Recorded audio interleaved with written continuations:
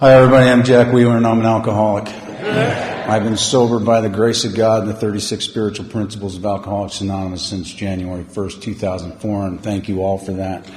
And it's nice to be here. That was a nice introduction. Usually when I'm dressed like this, the introduction sounds like, will the defendant please rise? It's not lost on me that I'm the replacement speaker this weekend. Somebody couldn't make it, and then Lee and Joy called me and asked me if I would do it. So I start out with a resentment. I want to say thank you to the committee. I'm involved with a conference at home, and I'm involved with a couple of them in Texas, and I know these things don't put themselves on. And it takes a lot of work and a lot of commitment, continuous effort, a lot like our program, and respect. It's thank you so much. It was said last night that this is a well-run deal, and it is. I didn't have to think about anything. I just had to get on a plane and come here. Everything was taken care of, and I appreciate that very much. The speakers, Tammy and Ashley, did a wonderful job. Thank you. And it was a great opening. And when Tammy was done, I was speechless. And it was a wonderful story and powerful message. And the same thing with Ashley. And I'm looking forward to Dawn later. I know Dawn. I don't know Rose. I'm looking forward to hearing Rose. And it's been a nice weekend so far.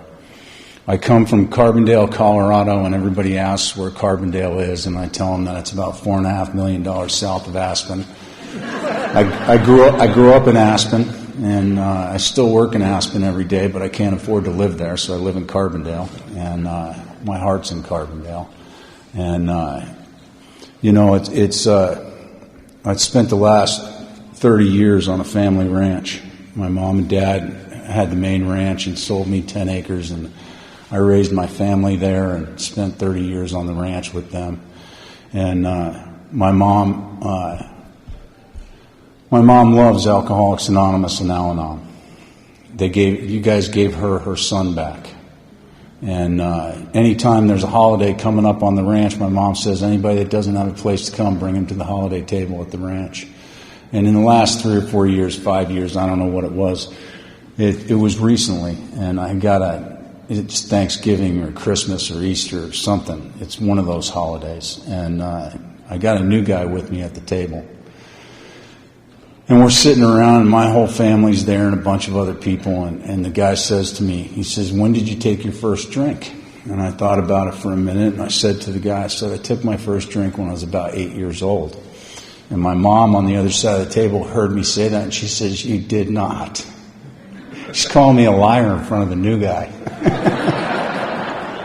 And I said, yeah, Mom, I did. I said, we used to go snowmobiling. Dad would take me out snowmobiling, and we'd ride for a couple hours. He'd break out lunch, and he always carried a Boda bag full of peach brandy with him. And he would give me a sip out of the Boda bag of the peach brandy, just to warm me up.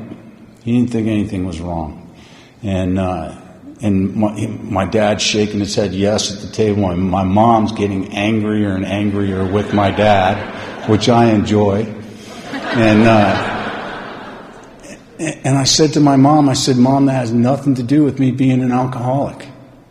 Has nothing to do with it. I said, I'm an alcoholic because when I put alcohol in my body, I have that allergic reaction as described in our text. I have that phenomenon of craving. And try and explain the phenomenon of craving to somebody that's never experienced it. It's impossible. The cool thing is here, I say that, and everybody's going like this. You know exactly what I'm talking about. And by definition, you can't explain phenomenon. It's something that's unexplainable. But when we talk about the phenomenon of craving here, everybody knows that I'm the guy that drank when I didn't want to drink. I had more when I knew I shouldn't have more. And I said to my mom, that's not the only thing that makes me an alcoholic. I said, I also have this thing, this obsession of the mind, this insanity of the mind, that when I'm stone cold sober, standing in the burning wreckage of my life. All the evidence is saying don't do it. I have a mind that will bring me back to it every single time and convince me that it's a good idea to take a drink again. That's why I'm here. You know, we all have different stories, and we tell our stories because I can't tell you exactly how I managed to stay sober. So I tell you my story. And in that, I hope you find the message of Alcoholics Anonymous. I didn't start drinking regularly when I was 8 years old. But by the time I was 12, I was in trouble in every area of my life with alcohol. And there was this really astute school counselor when I was 13 years old.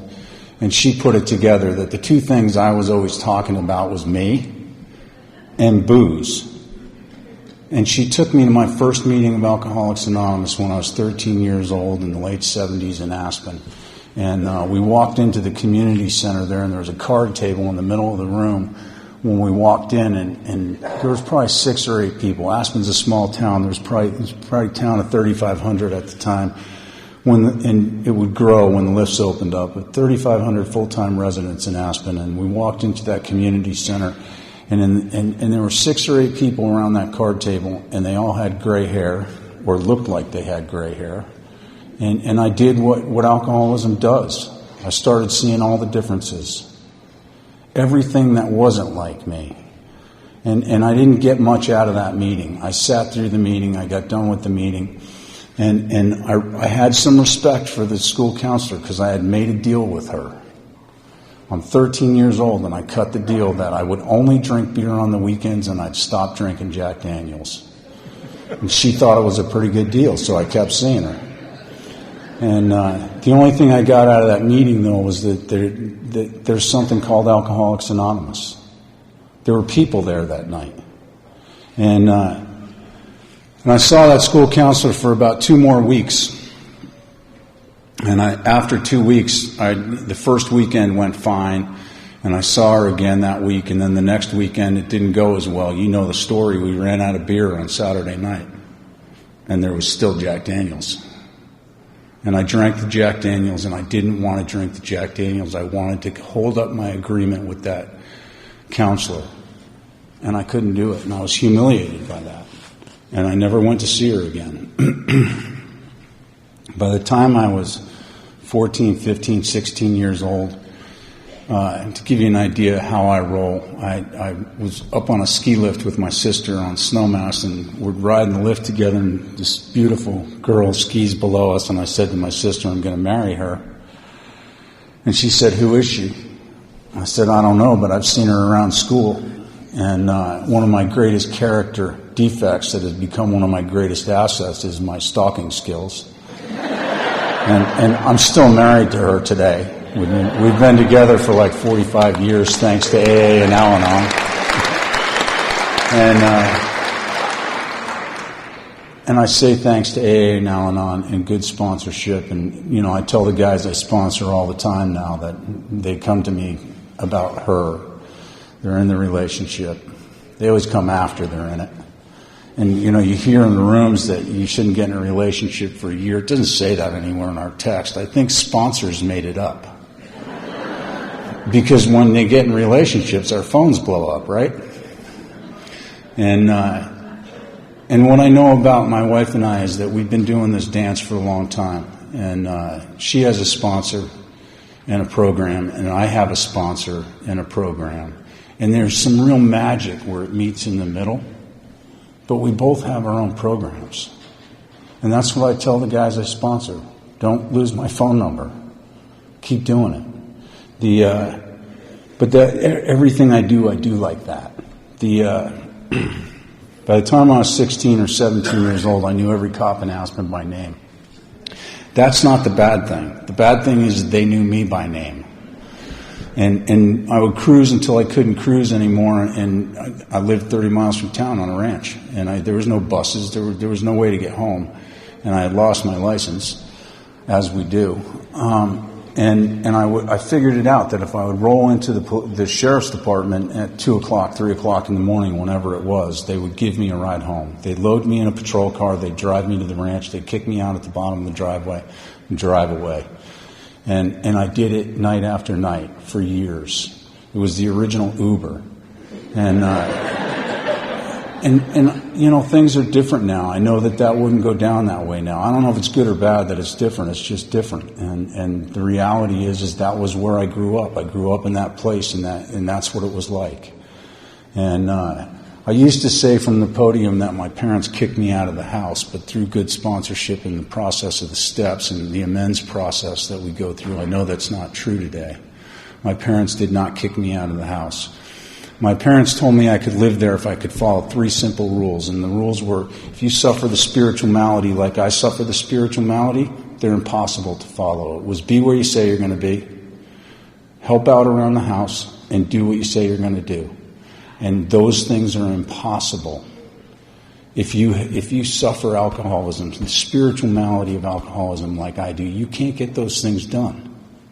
And the crushing thing for a guy like me is I wanted to. My parents were good people. I wanted to be that person. I didn't want to do the things I was doing. I know I used to cruise around with this crew of friends, and they weren't getting in the same trouble. They just weren't.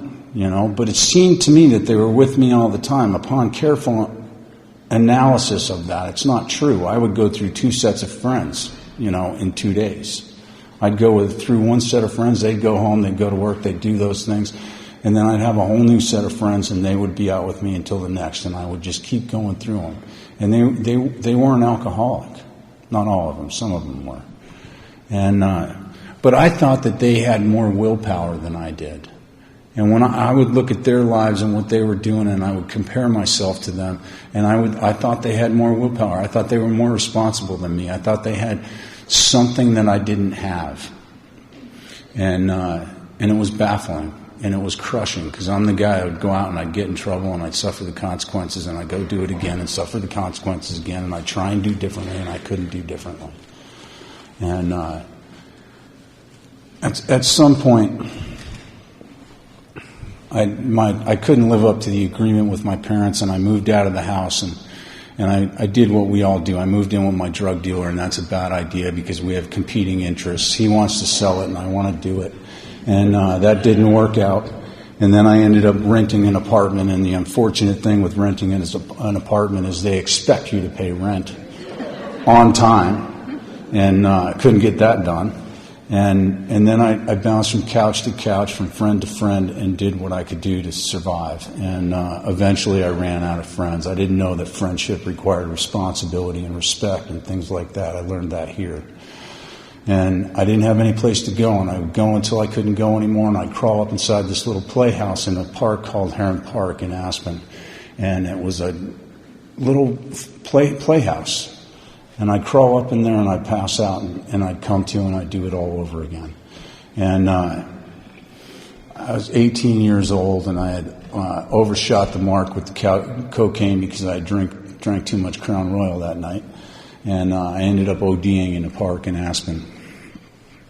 And I went into the hospital, and it was one of those close calls where I thought I was going to die, they thought I was going to die, and I didn't die.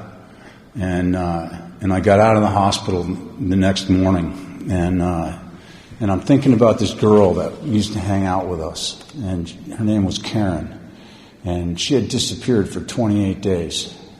Where do you go for 28 days?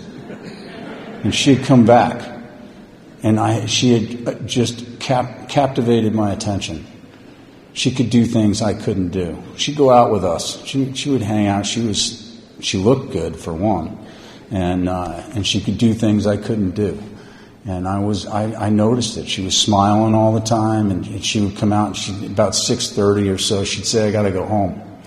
I got to go to work tomorrow. And she would actually go home and go to work the next day. And I had just noticed a change. And I called her up that morning, and I said to her, I said, Karen, what did you do?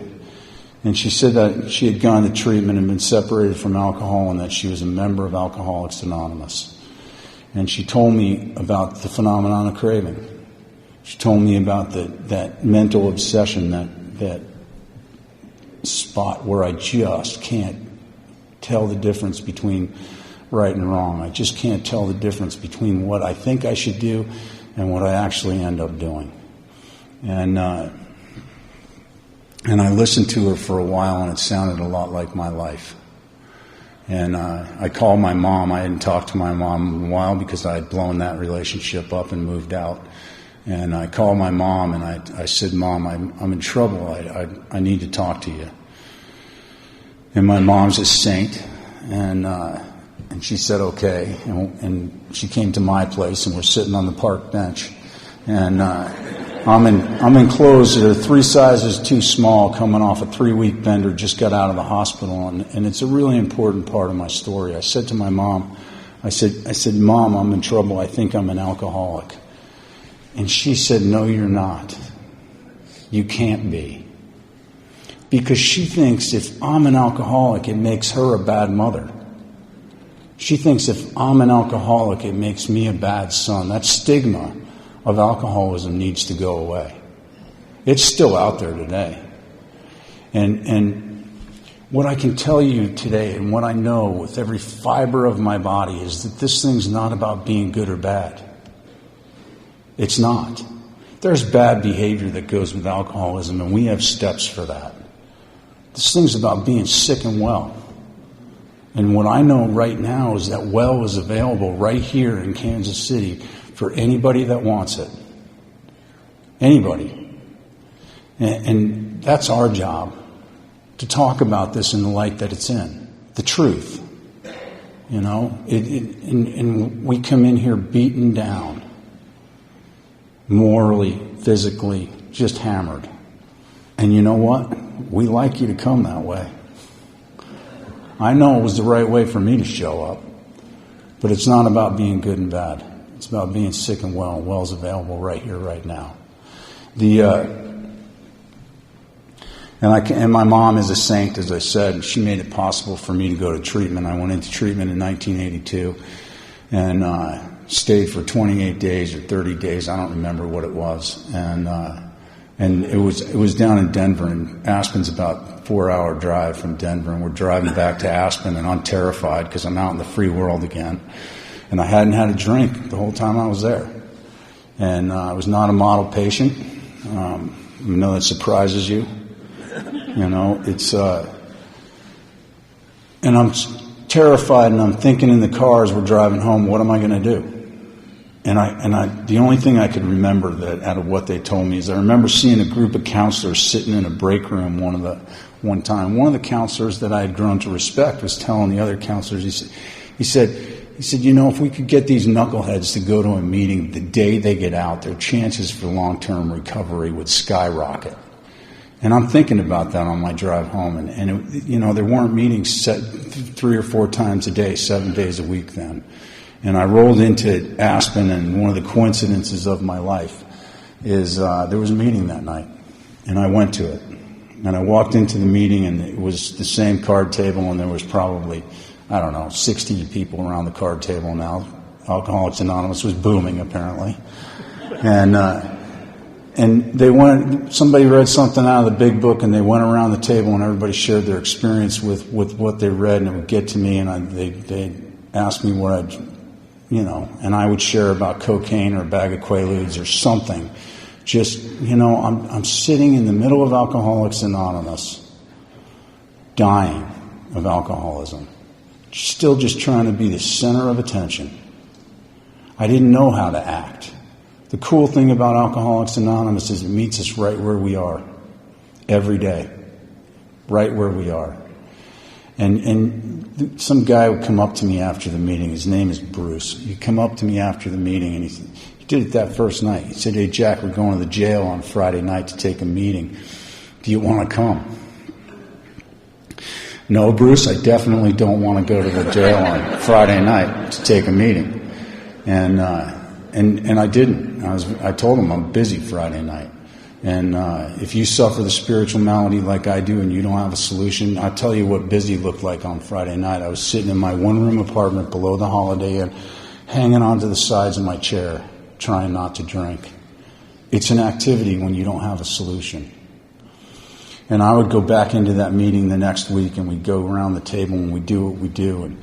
And without fail, if you're new here, I have news for you. You're going to find out that the old timers in Alcoholics Anonymous can't hear.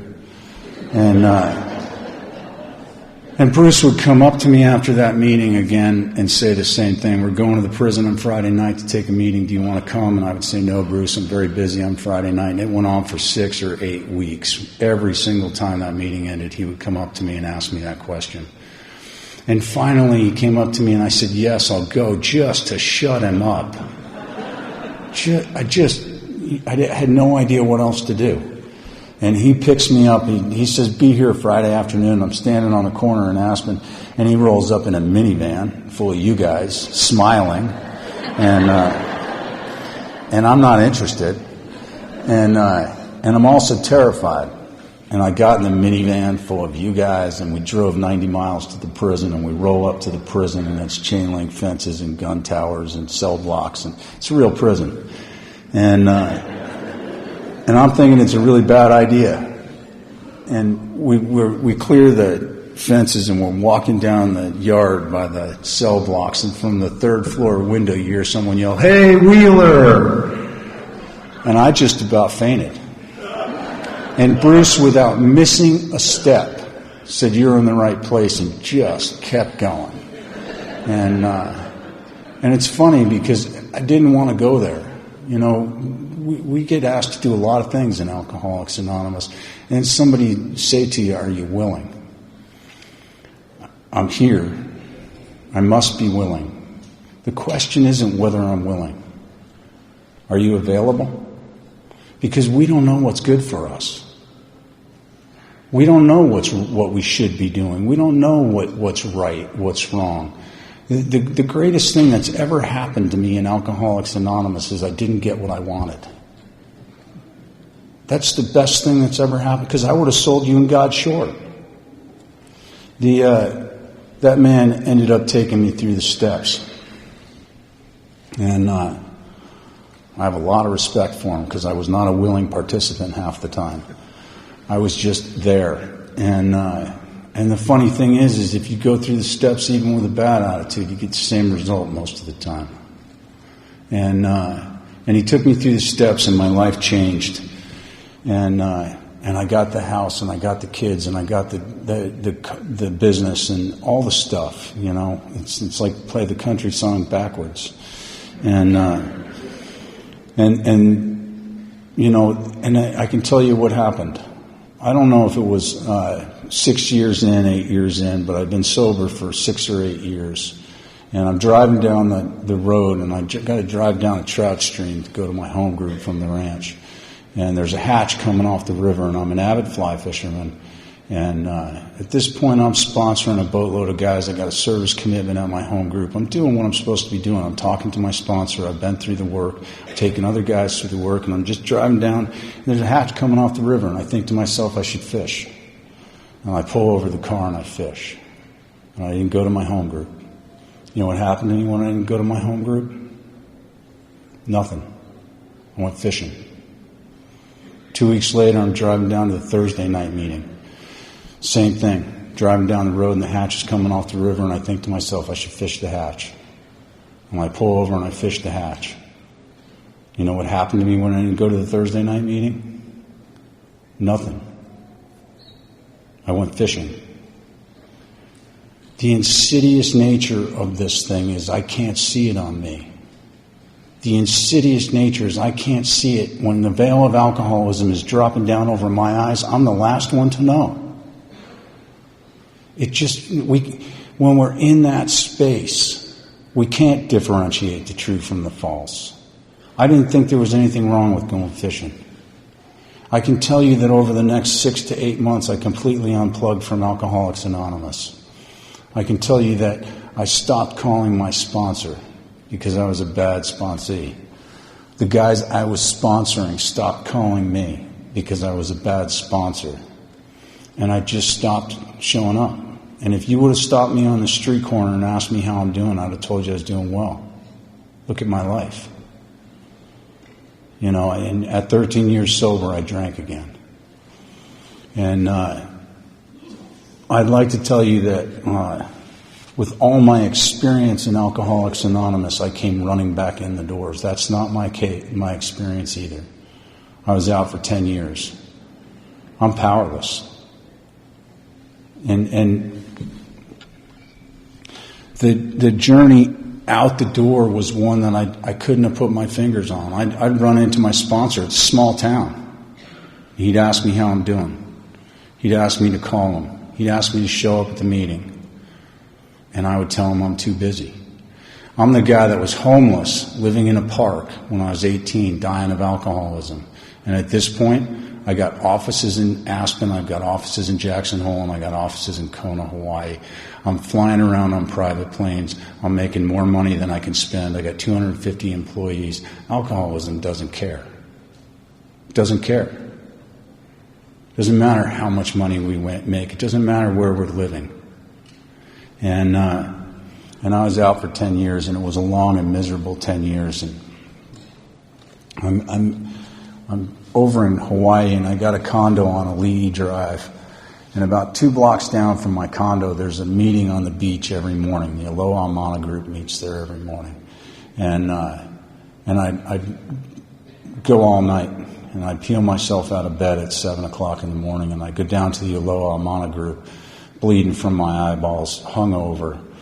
And I'd walk and I'd sit through the meeting, and you guys were all there smiling. And they'd go through the meeting, and I'd leave the meeting, and I'd call my wife as I'm walking out of the meeting, and I'd say, hey, I'm just leaving the meeting, headed to the office. And I did that because some piece of me was trying not to lie to my wife. Some piece of me was trying to hang on to a value system that I thought I could have. The journey into Alcoholics Anonymous is one of us trying to be the men and women we want to be, and continually getting struck down by it. Continually not being able to live up to what's in here and in here. It's crushing. I didn't want to be that guy. My wife didn't know I drank. That's why I had offices in so many different places, because I would leave town. And I'd call her up and I'd say that, and I'm trying not to lie to my wife, but my whole life was a lie. The whole thing was a lie. And I'm sitting in my office in Kona, and I get a call from my mom. I've been out for 8 years or so now. And I get a call from my mother, and my mom says, your dad's dying of kidney failure and needs a kidney transplant. And I'm one of 5 kids, but I'm the only son. And she says, you're probably the best shot he's got.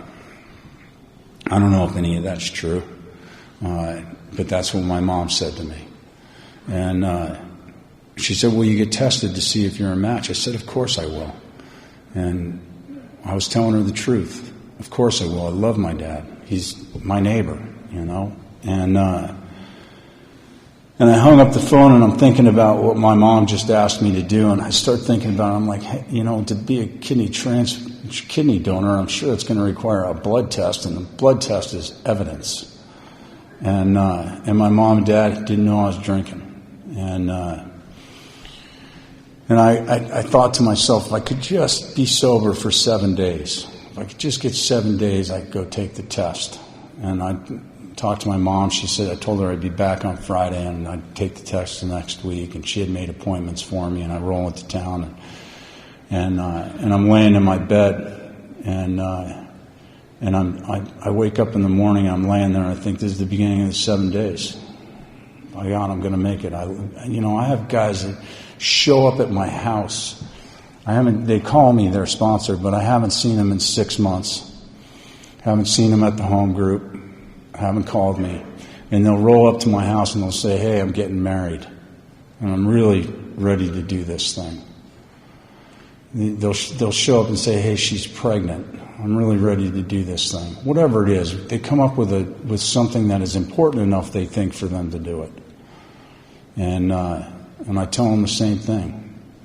That you're making a deal. What we need is surrender, a desperation where the surrender happens.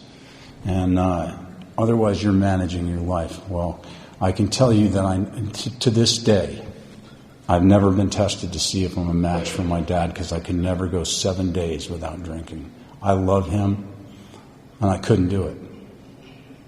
I couldn't do it. I'd wake up in the morning and this is it. The 7 days.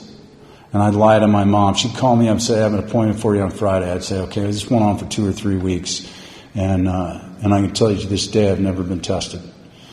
And my dad's fine.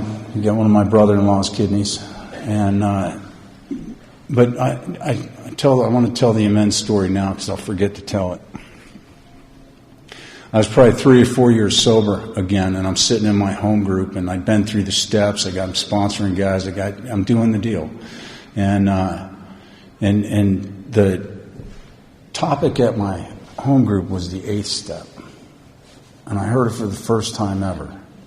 When we talk about the 8th step, we talk about our 4th step. We talk about our resentments. We talk about those things, and that's not what the 8th step says.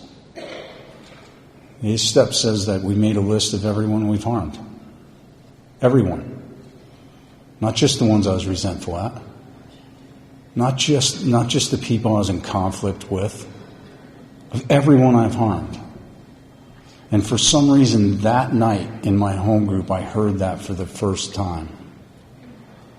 And I started crying. Because I thought my 9th step was done.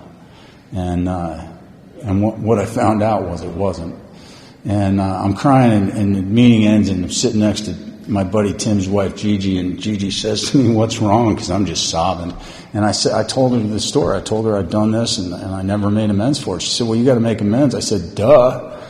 And the next morning I got in my truck, and I drove up to the ranch. And my dad is a rough, tough cowboy contractor, and he comes driving up. I pull up in the driveway. He comes driving up in his Polaris Ranger, and I'm getting out of the truck, and he can see I'm crying. I can see the distress on his face, and I'm walking up to his Polaris, and I walk up to it, and I said, Dad, he says, what's wrong? I said, I got something I got to talk to you about. I said, I got an amends to make. And he says, oh, no, we've already done that. And I said, no, this is a piece of business that I need to talk to you about that's still out there. And I said, when you were dying of kidney failure, you asked me to go get tested to see if I could help, and I never got tested, and I never even addressed it with you, and I don't know what to do, but I'll do anything you ask me to do to make it right. And my dad said to me, he starts laughing as I'm crying, bleeding my heart out to him. He starts laughing. He says, well, Jack, what I want you to do is keep doing what you're doing because I may need another one.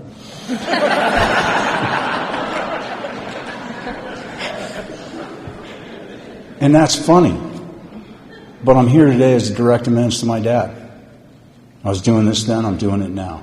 I was a member of my home group then. I'm a member in good standing. What I know is I was taught in Alcoholics Anonymous to do regular things regularly. I don't think whether I should go to my meeting or not. I go to my meeting.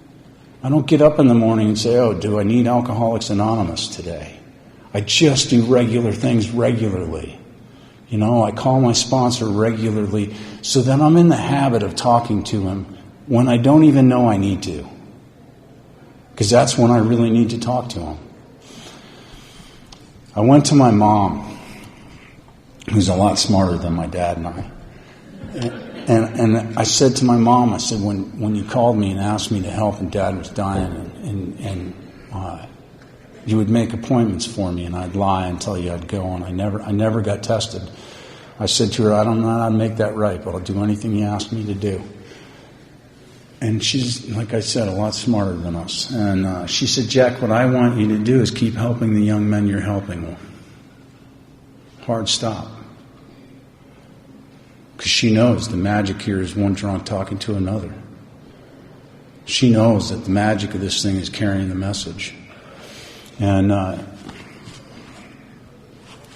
I'd like to tell you that was when I got sober, is when Dad needed the kidney, but that's not. I'm like Billy, I was done, and I tried to get the 7 days and never did. And a couple of years later, I'm sitting in my garage, and I'm sitting in looking out. I got a window by the workbench, and I'm sitting at the workbench, and the window's out there, and I'm reading the big book.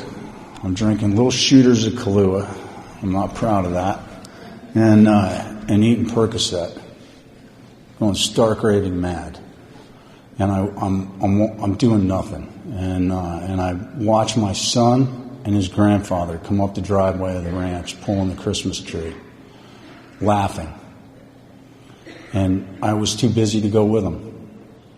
And I don't know why. That wasn't my worst drunk. That wasn't the worst consequence in my life.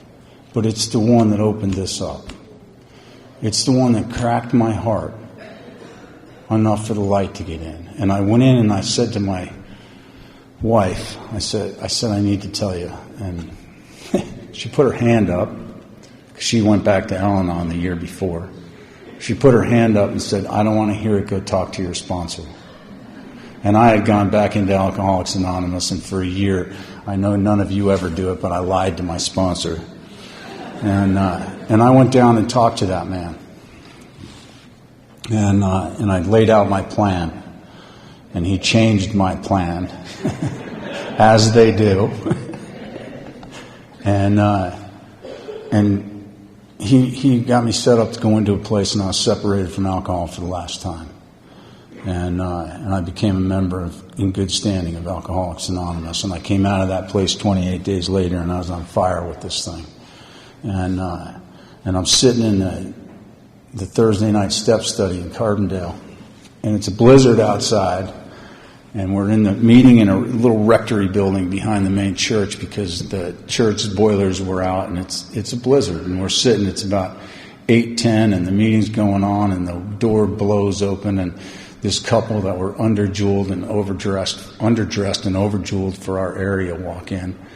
And I didn't know him. And it's a small town. And I'm thinking to myself, cool, she's bringing him to a meeting.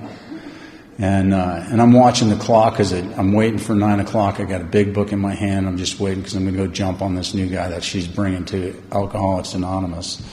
And at 9 o'clock, I'm on him.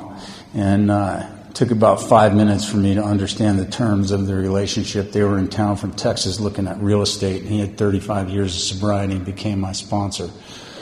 And they changed our lives. They changed my wife and I's lives. And it was probably 8 months later, something like that. I'd gone through the steps with them, and we looked at the traditions.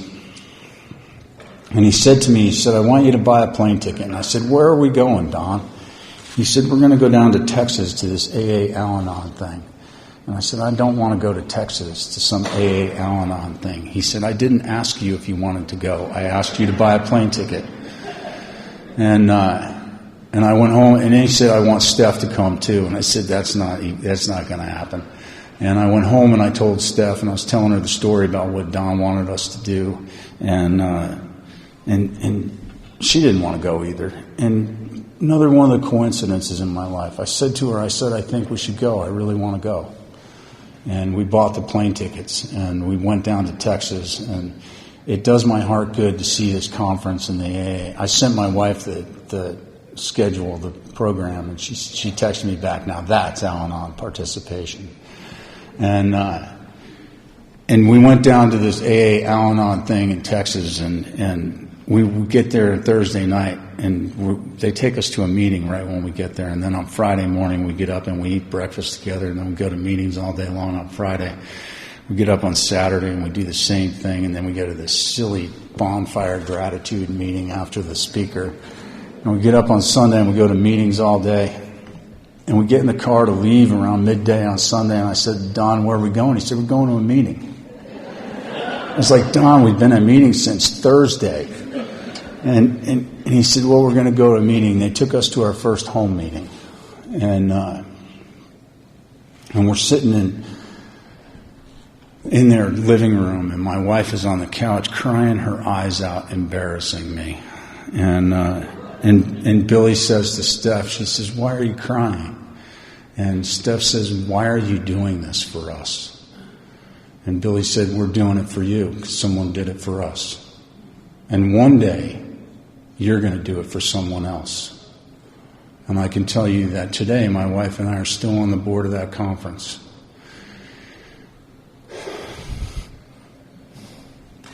And I can't tell you.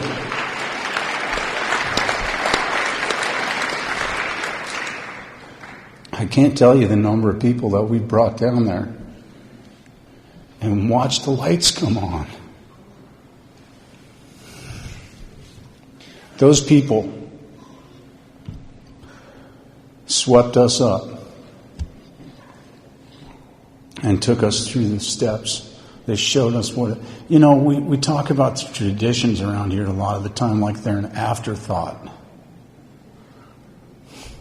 I was touched by the traditions long before I was touched by the steps.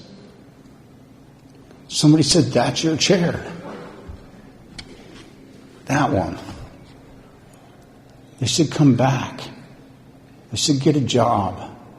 When you ask somebody about their experience, their first experience in Alcoholics Anonymous, they don't tell you how they learned to write a fourth step. They don't. They tell you about the love story. I've heard those people showed us what it looked like to be principled people. They showed us what it looked like to have principles in their marriages, in their homes, in their businesses, with their kids, with money. They showed us. And it's funny because I don't want to take anything away from the process and the steps because it saved my life. But the meaning of it came through that journey. And I don't know how many times I've heard it sitting in the rooms of Alcoholics Anonymous that you can't carry the alcoholic. It's not my experience. I can't tell you how many times I've been carried here. I know that I can't do the work for somebody else. I know that... Don't let anybody read your big book for you. This thing's a personal journey. In order for you to have what I have, you have to have a personal experience with the steps. It has to be here. Nobody's ever gotten sober off of Jack's experience except Jack. But I've seen some guys go through the steps and have their own experience in doing what it says in there. And they're rock solid members. It's funny because I can remember showing up at my sponsor's house and saying, "Jack, you just want to be happy." I said, "Well, yeah, absolutely." He said, "Jack, there are people that are happy all the time, and they have special rooms for them with pads on the walls. It's a disease of perception. What I got is I got to be a member of the human race. I get to show up in life. My wife's sponsor taught us that the grief, the joy, the heartbreak, the laughter, that's what creates the richness of life. It says on our third step, the drama of life. Good drama, you're going to cry, you're going to laugh, you're going to feel melancholy. Oh, bother. The reality is I get to do it without drinking. I get to do it with a purpose. That's the magic. My granddaughter, Abigail, when she was 4 years old, I said to her, "Abigail, what's your favorite color?" She said, "Grandpa, my favorite color is orange." I said, "Abigail, that's nice. What's your second favorite color?" She said, "Grandpa, my second favorite color is orange." Why wouldn't it be? Orange is available. But I'm so set in my old beliefs. "Jack, what's your favorite solution?" "My favorite solution is God." "What's your second favorite solution?" "My second favorite solution is God." I think the third step is the entire solution to alcoholism. I think all the other steps just drive us back into that decision. My favorite color is orange, and my second favorite color is orange. When Abigail was 7, she's 10 now. When she was 7, I was checking my story because I've been telling it for a while. And I said to Abigail, Abigail, what's your favorite color? She said, Grandpa, my favorite color is orange. I said, what's your second favorite color? She said, Grandpa, my second favorite color is chocolate. I wanted to shake her. That's not the story. But that's the story of Alcoholics Anonymous. We're going to go out of here tomorrow on fire with orange. And by Wednesday, something's going to come up. Health, some health thing, some money thing, some relationship thing. And your second favorite color is not going to be orange. We have this pragmatic program of action that brings us back to God every single time. Every time. Drives me back into that decision. You know, we're supposed to be channels for it. That's what we're supposed to be. We're supposed to be channels. We're supposed to carry this message, not Jack's message, the message of the power of God. That's the promise here. If you do these things, you will have a spiritual awakening sufficient to bring about recovery. I'm powerless, beyond human aid. And my favorite color is orange. And you know, and we all get stuck on chocolate at some point. And that's why we roll together. Not all of us are crazy on the same day. Thank God.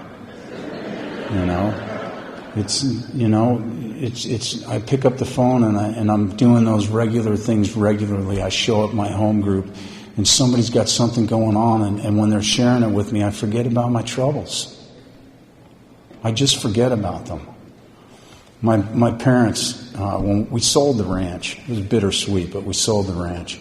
And I bought a house in town because Steph wanted to live in town. She'd been 30 miles from the grocery store her whole life, and she wanted to live in town. So we bought a place in town, and my parents wanted to do a little bit of traveling, and they're getting older. And I built them an apartment above my house, and they lived there. And for the last 3 weeks, they've had COVID, just hanging on. And it's been rough. And I said to Steph that I was with them the night before I left to come here, and I was upstairs with them taking the test to see if it's getting any better. They sounded worse, and I went downstairs and I told Steph, I said, I'm glad I'm leaving. And that sounds cold, but I needed a break. You know, I needed a break from it. And the reality is that I don't feel bad about saying that today. I love them. I'll do anything for them. But I was glad that I was leaving and Steph's with them. When I'm there, I'm the primary caregiver for them. And that's okay. You know, but I can tell you, I couldn't be the one. My dad was out in California visiting one of my sisters 3 years ago, and he got in an accident, and he broke his leg. And when you're 82 years old with osteoporosis from the kidney transplant meds, it's not good. And I get a phone call, and I don't remember where I was, but somebody came to me and said, you got to call your dad right now. So he had navigated the system. I might have been in a meeting, and he said, you got to call your dad. So I left. I called my dad, and he's in the hospital in California. And he will not let the surgeons touch his leg until I talk to the surgeons. My sister's with him, but he wouldn't let the doctors touch him until I talked to him. That's how much my dad trusts me. And it's funny because I'm the guy, small snapshot of our life together. I stole everything that was ever on the ranch. I sold his truck because we have the same name and I could sign the title. His name is John Henry Wheeler as well. And through the process here of the steps and the processes that we go through in the steps and turning our life over to the power greater than me, my dad won't even let a doctor touch him in an emergency room in California unless I talk to the doctor. I can't make that stuff up. It's not possible. I want to tell a couple more stories. When I was probably 6 years sober, and I got invited to go down to the Grand Canyon on a raft trip. One of my buddies in the program pulled a private permit, and he called me and asked me if I'd go. As you know, I like to fish, and he knows I can handle the oars on a boat. And we said, yeah, we'll go. And we're 6 or 7 days down the trip, and we're in a place called Nankoweap, and it's one of the most spiritual places I've ever been. And I'm sitting on a boulder outside of camp. It's 5 o'clock in the morning, and I'm doing what you guys taught me to do. I'm praying and meditating, and just watching the light show. The sun comes up, and the light on the canyon walls is just magnificent. And there's Indian ruins there, and I'm in a perfect spot. My motives are perfect. I'm just good. I'm just in one of those spots. And I'm smoking a cigar and I'm watching the light show, and I get done with the cigar and I put it out in a field strip and I put it in my pocket. And I get up from the boulder, go back to camp, and I look down at the boulder and there's this giant ash mark on the boulder. And I'm like, oh no. And I go down to the river and I get water from the river and I get gravel from the river, and I'm trying to clean this boulder in the bottom of the Grand Canyon where the ash mark is. And I tried. I made 3 trips to the river, maybe 4, and I couldn't get I guarantee if you go down there today, you'd see an ash mark on the side of that boulder. It's lightened, but it's there. And a couple days later, I'm on a slow section of the river and I'm rowing, and I realize that the epiphany, everywhere I go, I leave a mark. Whether my motives are good, whether I'm in a good space in my head and my heart, or bad space, I leave a mark. And what I know about the disciplines in Step 10 is that it allows me to go through life and leave the best mark possible. I think the hardest thing in the world for guys like us to do is watch ourselves. The story of alcoholism is me watching you. If they would just do something different. It's hard for me to watch my own shoes for those manifestations of self. And I know that if I do, I have the opportunity to leave the best mark possible everywhere I go. And I was going turkey hunting with a buddy of mine, and we were. I met him early in the morning and rolled into his house, and he was 26 years sober, and I was 10 years sober, and I roll up to his house, and it's 5:30, and I walk in, and he's drinking coffee and reading one of those daily readers that always make us late to go everywhere, And I said to him, I said, let's go. I said, we're supposed to be up on the mountain. He says to me, Jack, sit down. And he said, you're ready to go seize the day, aren't you? I said, yes, Bobby, I'm ready to go seize the day. He said, well, you sit down here and we'll do a little reading and we'll have a little coffee and then we'll go join the day. The day was just fine without you. It's God's day. And that's what the 11th step. I get to join the day.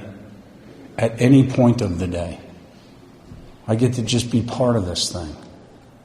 And it's the magic of Alcoholics Anonymous. Is we have these, it's such a simple set of instructions. You know, what's your favorite color? If we just do these things, I get to show up and join the day. I don't have to seize it. It's God's day. And my wife and I used to have a houseboat on Lake Powell, and once a year we'd get everybody together, our sponsor, her husband, my sponsor, his wife, and the crew of friends and road dogs and all their kids, and we'd go down to the houseboat 4 days on the water, and we'd do what we do, you know. We'd get up in the morning, do prayer and meditation together. We'd do that goofy bonfire meeting at night. We'd play all day together in the sun, and it was day 3 or 4. And I'm cruising down the side of the houseboat, stowing things away and putting everything away, getting ready to pull anchor and go back to the marina. And I hear the kids up on top of the houseboat. And this is what I hear. The kids are up on the roof of the houseboat, and I hear, you're the sponsor, you're the Al-Anon, I'm the alcoholic, you're the chairperson, you're the new guy. And they're up on the roof of the houseboat playing Alcoholics Anonymous and Al-Anon. And I think if we're doing it so well that the kids are copying us, we're right where God wants us. Thank you for having me. Thank you, Jack. Really great.